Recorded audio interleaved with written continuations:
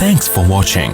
Don't forget to like, comment, share and subscribe to Mufti Tariq Masood, famous scholar.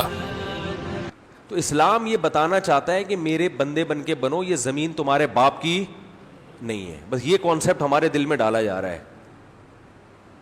سمجھ رہے ہو؟ یہ زمین تمہارے باپ کی نہیں ہے, میں نے بنایا ہے, جیسا کہوں گا ویسے انسان کے بچوں کی طرح چلنا پڑے گا. ختم ہو گئی بات. ہمارے یہاں ہر چیز میں ایکچولی وہ یوں تھا. تو ایکچولی وہ ایک صاحب قربانی کے بارے میں پوچھنے لگے, قربانی کے بارے میں, یہ ابھی قربانی آنے والی ہے نا, تو اس میں بھی یہی اعتراضات, یار اتنا پیسہ غریبوں کو کھلا دیا جاتا ہے بھائی, ایک ایک گھر میں 2-2 لاکھ 1.5 لاکھ 1 لاکھ کی قربانی ہو رہی ہے, ایک جانور کٹتا ہے نا, اور اس کا گوشت 3-4 دن میں کباب بنا کے کھا پی کے ختم. اتنا پیسہ اگر ہم IMF کو دے دیتے تو ہمارا اتنا قرضہ ادا ہو جاتا. اتنا پیسہ اگر ہم جہیز کے لیے جمع کر لیتے, لاکھوں بچیوں کی شادیوں کا انتظام, بولتے کیوں نہیں بھائی, ہو جاتا. اتنا پیسہ اگر ہم ڈیم کے لیے جمع کرتے, ڈیم نے تو پھر بھی, یہ غلط ہو گئی مثال, واپس لے رہا ہوں واپس. اور کیا ہو سکتا ہے؟ بس یہ 2 ہی چیزیں ہو سکتی ہیں. بہرحال بہت کچھ ہو سکتا تھا نا. اتنا پیسہ ہم اپنے بچوں کی پڑھائیوں پہ لگا دیتے تو بچے, ہمارے ملک سے جہالت کا خاتمہ ہو جاتا.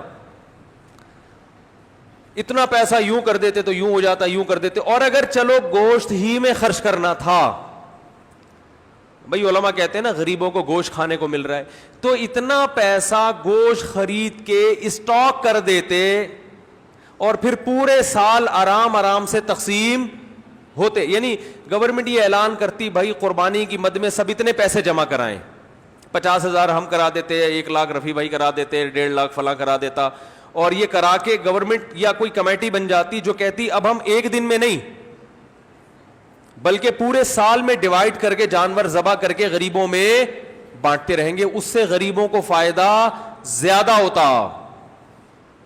بھائی 3 دن میں ہی آپ نے لاکھوں کروڑوں جانور کاٹ دیے, اس میں تو ضائع بھی بہت ہوتا ہے نا.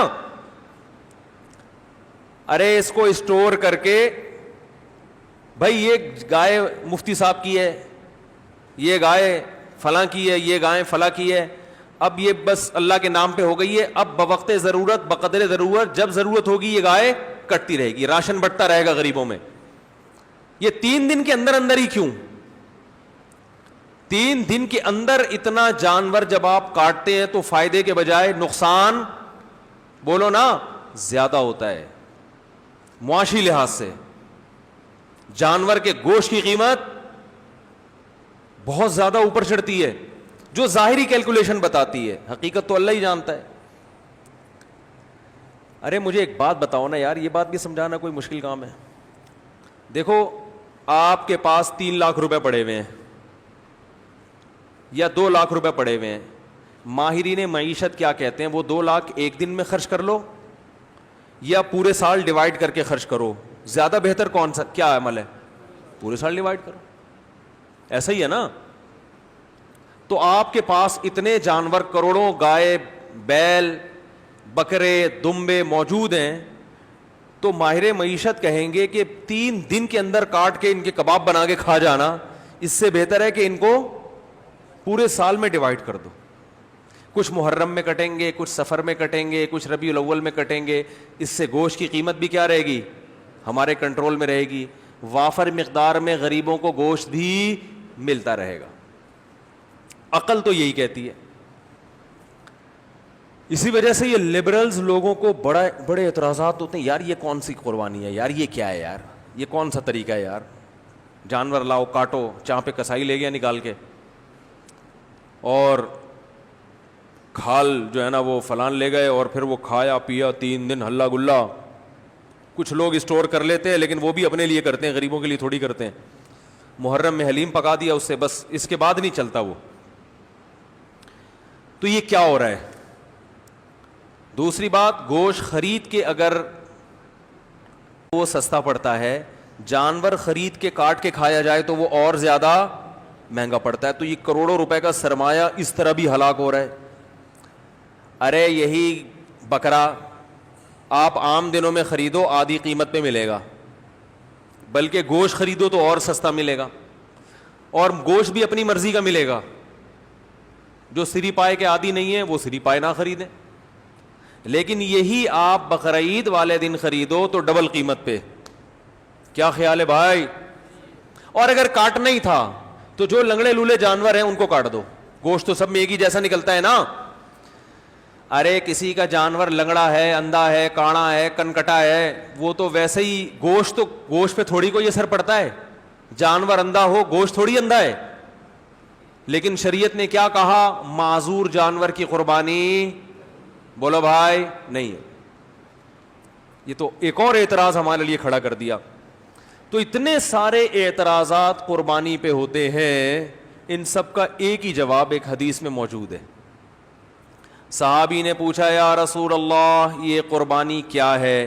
آپ نے فرمایا سنت ابیکم ابراہیم, تمہارے باپ ابراہیم کی سنت, بس اور کوئی لاجک نہیں ہے.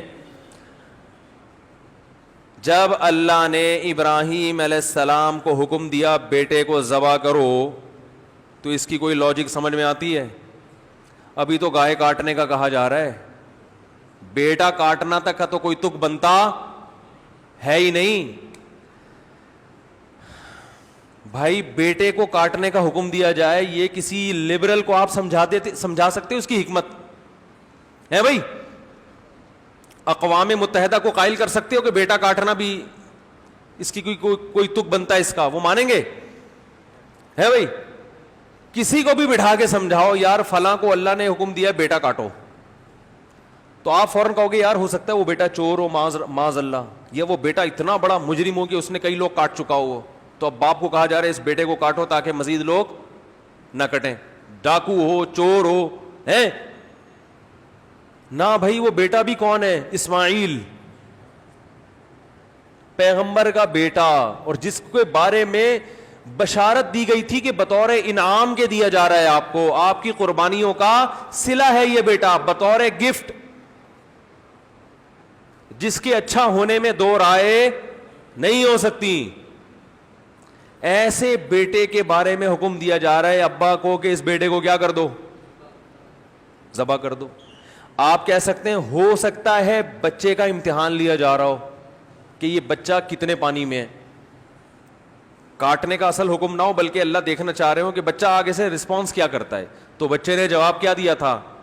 یا ابت افعل ما تؤمر, اے ابا جو کہا گیا ہے عمل کر لیں. تو بچہ ایگزام میں کامیاب ہو گیا, اب اللہ کہتے بس نہیں کاٹیں. ہے بھائی تو جیسے ابراہیم علیہ السلام کو حکم دیا اپنے بیٹے کو کاٹیں, اس کی لاجک کچھ بھی نہیں ہے سوائے اس کے کہ ابراہیم بھی اللہ کے, بیٹا بھی اللہ کی مخلوق پہلے ہے, ابراہیم کا بیٹا بعد میں. تو اللہ کہہ سکتا ہے بھائی میں تو ویسے بھی کسی کو کسی وقت موت دے سکتا ہوں, آپ نہیں کاٹیں میں کسی اور حادثے سے ہلاک کر دوں. یہ تو مجھے اختیارات ہے نا, دیا بھی تو میں نے. یہ ثابت کرنے کے لیے کہ ابراہیم تو میرا بندہ ہے اور تیرا بیٹا بھی میرا غلام ہے. غلام کو جب حکم دیا جاتا ہے تو اس کے پاس کیوں کا آپشن نہیں ہوتا, بس یہ ثابت کرنے کے لیے کاٹو. تو ہمیں حکم دیا جا رہا ہے کہ بیٹے مت کاٹو بلکہ بیٹے تو مزید پیدا کرو, نسل بڑھانے کا حکم ہے نا. لیکن بیٹے کے بدلے میں جانور کاٹو. اور اس جانور پہ جو اعتراضات ہوں کہ کیوں کاٹنے کا حکم دیا جا رہا ہے, اتنے پیسے سے غریب کی شادی کرا دیتے. ایک تو غریب کی جب بھی مثال آتی ہے شادی کی آتی ہے بیچارے کی مثال, کیونکہ غریب کے ہر مسئلہ حل ہوتا ہے, شادی نہیں ہوتی بیچارے کی. غریب کو روٹی بھی مل جاتی ہے, لوگ زکوٰۃ فطرہ دے دیتے ہیں غریبوں کو, میں نے دیکھا ہے, بلکہ دیتے ہی غریبوں کو ہیں, تلاش کر کر کے غریبوں کو دیتے ہیں.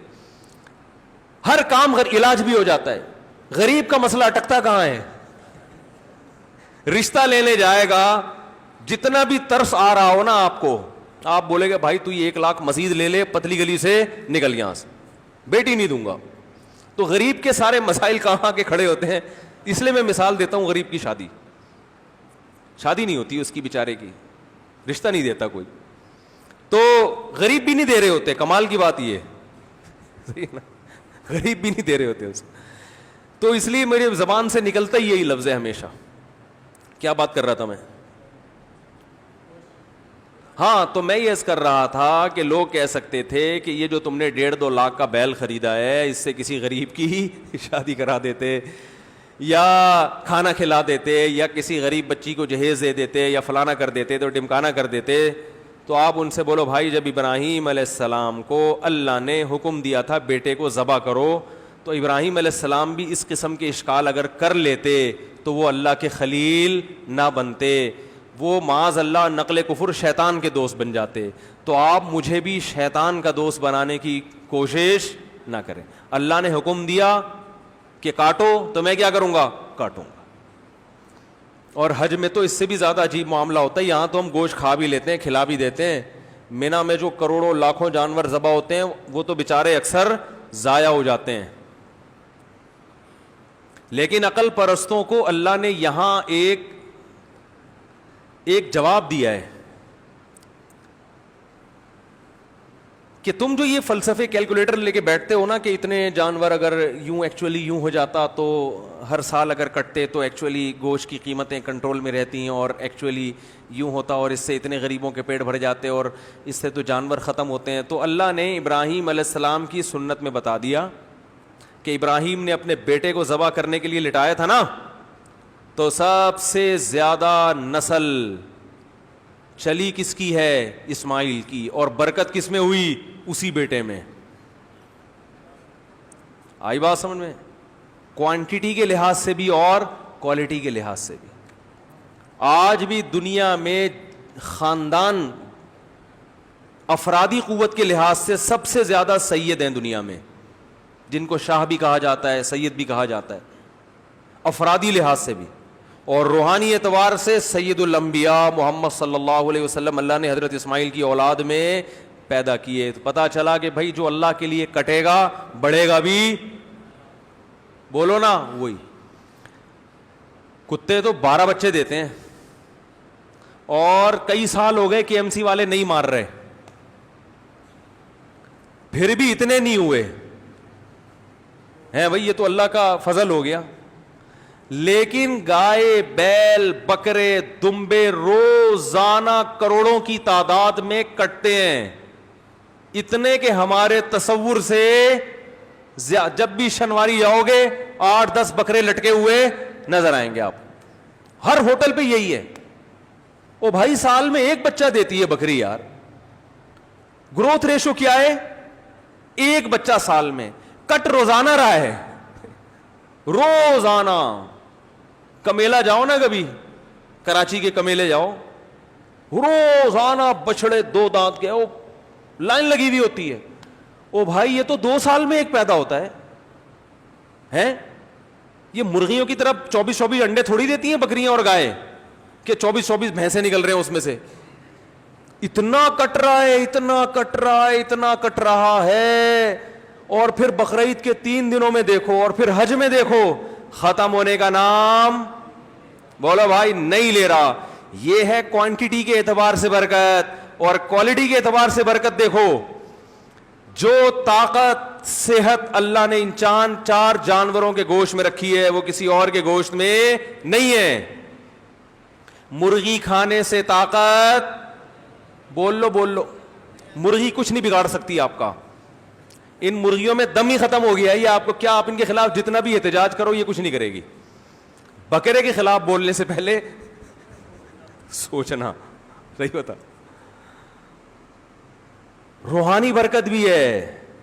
تو خیر میں یہ کر رہا تھا کہ نبی صلی اللہ علیہ وسلم نے فرمایا یہ قربانی کیا ہے؟ تمہارے باپ ابراہیم کی سنت. اس میں بتا دیا کہ قربانی وہ کرے گا جو اپنے آپ کو اللہ کا غلام سمجھتا ہے کہ میرے رب نے جس بات کا مجھے حکم دے دیا میں اس کا پابند ہوں, میری سمجھ میں آئے یا نہ آئے. اور آپ دیکھو کیسا عجیب حکم ہے. 3 دن تک آپ جانور کاٹ سکتے ہو, تیسرے دن کا سورج غروب ہوا اب آپ جانور نہیں کاٹ سکتے. وہ کاٹنا عبادت نہیں ہے. اب وہ ایک جانور ہے, گوشت کھانا ہے تو کاٹ لیں, نہیں کھانا تو چھوڑ دیں, قربانی نہیں ہوگی. حالانکہ وہی جانور ہے, وہی نیت ہے, لیکن اللہ نے کہا نہیں یہ عبادت ہے, عبادت ٹائم کے اندر ہوتی ہے, ٹائم جو جس چیز کا ٹائم ہے اسی ٹائم پہ. عید کی نماز عید کے دن ہوگی, آج اگر کوئی عید کی نماز پڑھنا چاہے تو تھوڑی ہوگی.